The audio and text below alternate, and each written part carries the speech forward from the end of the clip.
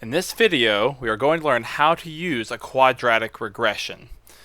Now, the table shows a meteorologist's predicted temperatures for an October day in Sacramento, California. What is a quadratic model for this data? Use your model to predict the high temperature for the day and at what time the high temperature occurs. So whenever you're dealing with putting plots in and with regressions, there's one tip I want to give you. So you want to reset the local memory to make sure there's nothing on there that might mess up your calculations. So if you do second plus, that brings you to the memory menu, the seventh option, then the first option for all RAM, and then 2, and you'll have a clear calculator so you can do all these calculations without any interruptions. So the first thing you want to do is create this table in the calculator. So if you go to Stat and hit Edit, it'll give you a way to make a table. Now you need to put something in for X, but we do have AM and PM. So one thing I'm going to suggest is we use the 24-hour model, just so every time is a different time. So when we get to 2 p.m. is 14, then 4 p.m. is 16, and 6 p.m. is 18. So when I go put this in, my X's will be time. So 8, enter, 10, enter, 12, enter, 14, enter, 16, enter, and 18, enter. So list 1 will be my X's, and list 2 will be my Y's, which will be 52, 64, 72, 78, 81, and 76. Now, to make my scatter plot so I can see what this looks like on a graph, I'm going to do second mode to quit, and I'm going to use stat plot, which is second y equals, and I'm going to turn one of these on. I'm going to use the first one. So I'll hit on, and then it says my x list will be L1, which is what I wanted. My y list will be L2, which is what I wanted. I'm going to use these little squares to represent each point, and you look at the top, that is a scatter plot I'm using. So now if I hit graph, you won't see anything because actually the values are outside what the graph is showing, which is negative 10 to 10, negative 10 to 10. So we're going to have to adjust our window. For my x's, I'm just going to go 2 to the left and 2 to the right of what I have. So the minimum x is going to be 6. My maximum x will be 20, just so it fits all the x values. And since this is counted by 2, I'll put my tick marks to count by 2. Now my y values, I'm going to give it a lot of space. So I'm going to go, the lowest number I see is 52, but I'll make my y min 40. And the biggest number I see is 81, but I'll make my y max 100. Just so it's a good window to see everything. So if I hit graph now, you'll see all the points. And you'll see why we're going to use a quadratic model, because it kind of looks like a parabola is forming here. So now let's get into how to make a quadratic regression. So second mode, if I go back to stat, which is where I found my list, and I go to the right to calculate, then the fifth option is a regression. Now I'll bring you to this menu and say quad reg, which is quadratic regression, and we have to put in list 1, list, comma, list 2. Which way you access your list is right above stat says list, so second stat, L1, comma, which is right above the 7.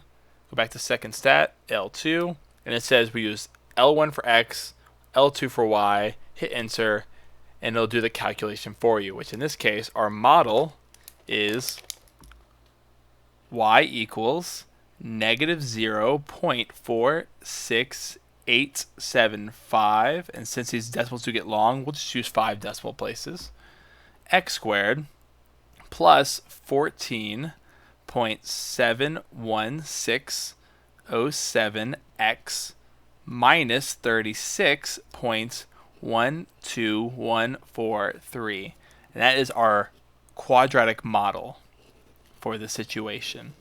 But let's check to see if this is a good quadratic model. So if I go to y equals, I can actually plot this, which means I'm going to put in negative 0.46875x, which is the xt theta n button, squared, which is right over here above log, then plus 14.71607x minus 36.12143. And if I hit graph, it should line up with all my points, which this is a wonderful model to use. Now we have to figure out what the maximum temperature is and where it's located. Now there's two ways to find a maximum. We can use the table, which is second graph, and I can move along and see my y values change with my model. By the way, y1 is no longer this, it's this function. And I can see here around 15, I'm hitting my big value, like between 15, 16. So what I'm going to do now is I'm going to get more accurate. So if I do second window, that helps me change the table, just like I changed my graphical window. And I'm going to start at 15, and I'm going to count by 0.1 to make it even more accurate.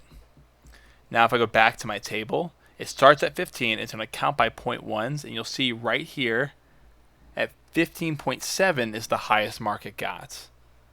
So what does 15.7 mean for me? Well, that's the 15th hour, and 0.7, if I break up an hour into 10 parts, that's 6 minutes each, so 7 times 6 is 42. So that means that this happens at the 15th hour, which is 3:42 p.m. will be the highest temperature we'll reach for the day. And what is that temperature? Well, it seems that my model might be a little off, because even though it becomes 81 degrees, this one's saying here it's 79.3 degrees, which I think it'll probably go higher than that. I think our scatter plot or regression didn't account for how much it would go up and down. But the temperature there would be 79.379 degrees. Now, one thing to point out though with our answer is that all of these were already predicted. So even though we predicted 81, it turns out with our model that it's probably going to be 79 as our highest temperature. But who knows, weather changes rather quickly. Now another way we could have gotten the same answer is with the graph. If I hit graph, it'll bring me to the graph. And right above trace, if I hit second trace, I can calculate a maximum. Which the way that works is I have this little cursor, and once it says left bound, my maximum looks like it's about right there.